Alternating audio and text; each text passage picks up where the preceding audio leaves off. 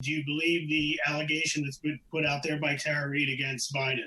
So when we say believe women, it's for this explicit intention of making sure there's space for all women to come forward, to speak their truth, to be heard.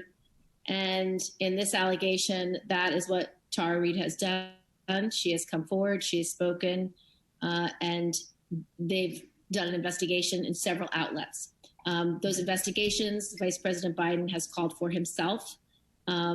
Vice President Biden has vehemently denied these allegations, and I support Vice President Biden. Do you think some of the Democrats who supported Blasey Ford's allegations against Kavanaugh, who've been silent on this Biden allegation, do you see that as a contradiction, that they're not speaking out more and addressing Tara Reid's allegation? No, and I stand by Vice President Biden. He's devoted his life to supporting women, and he has vehemently denied this allegation. What else do you need to hear, folks? I mean, how much more clear could it be? There you have Senator from New York, Kirsten Gillibrand, who has completely abandoned what she used to say on this issue, who has decided that women do not have a right to be believed, but rather they have a right to be heard. That's an enormous change from what it was during the Kavanaugh hearing. Huge change. And isn't that so convenient that it happens to coincide with a necessary campaign of silence and or complacency in order to continue to allow the campaign, the ridiculous campaign of Joe Biden, to be pushed forward by these power-mad Democrats? Everything that she said there was just dishonest. It's a lie. It's disgusting. She's a fraud. She's a person of no ethics, no character, not willing to show any decency in the face of adversity, does whatever she has to do to get wherever she wants to go. I've also been told credibly, and I cannot repeat the story, but I was told credibly by somebody who is a Democrat, just what a horrible person Gillibrand is and what a fraud she is, from a very personal anecdote from someone that I trust a lot. So I'm basically this more than just the what's out there in the public. I've just heard she's a very bad person. You know, she does the whole like, oh, I'm just a mom, and I'm just a mom who happens to be a senator, and I'm just helping everybody, and it's all a front. She's not a nice person. Just remember that. And she's not a principled person. That's clear. I mean, that's beyond any real doubt. Why does she believe Joe Biden? What she should have to give under what? Oh, and calling for the New York Times and other liberal newspapers to do an investigation. What about the FBI investigation they called for of Kavanaugh? They wanted an FBI investigation of somebody who's going to be elevated to the Supreme Court. They don't want an FBI investigation of somebody who's going to become president and be elevated to being commander in chief, have the nuclear codes, have tremendous power. No FBI investigation of those allegations. Oh, you know what would happen? If they call for a background investigation, they were all so clever, weren't they? It's not a criminal investigation, it's a background investigation. Well, how can you prove yourself, how can you prove the negative here if you're Kavanaugh?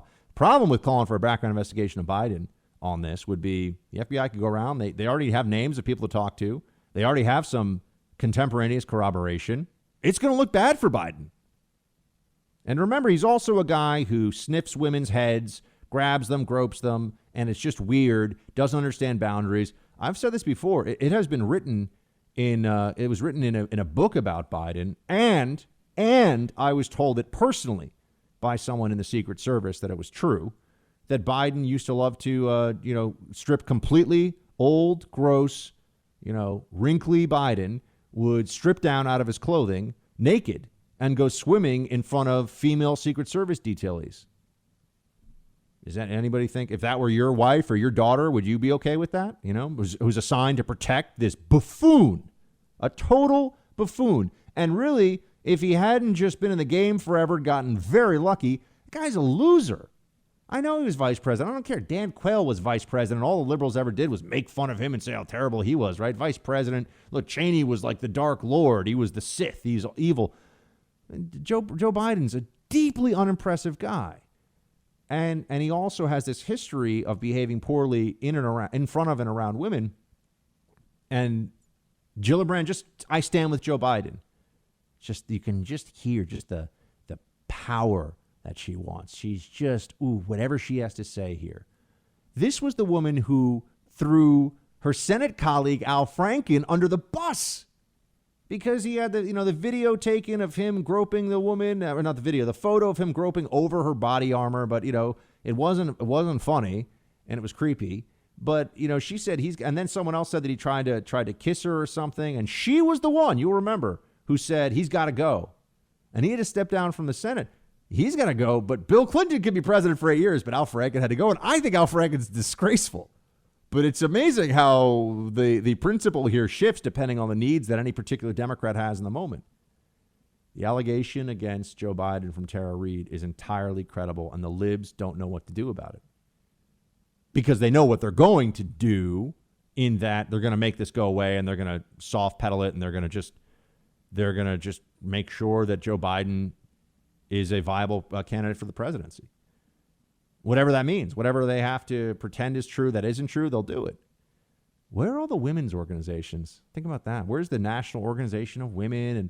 And where's Gloria Steinem? Where are all the feminists now? Oh, you mean that they're really just power-mad leftists who pretend to care about women but really just care about their own political agenda and use women as a tool, as a weapon against conservatives and traditionalists and Republicans? That's what they do. That's why feminism in the modern context now exists.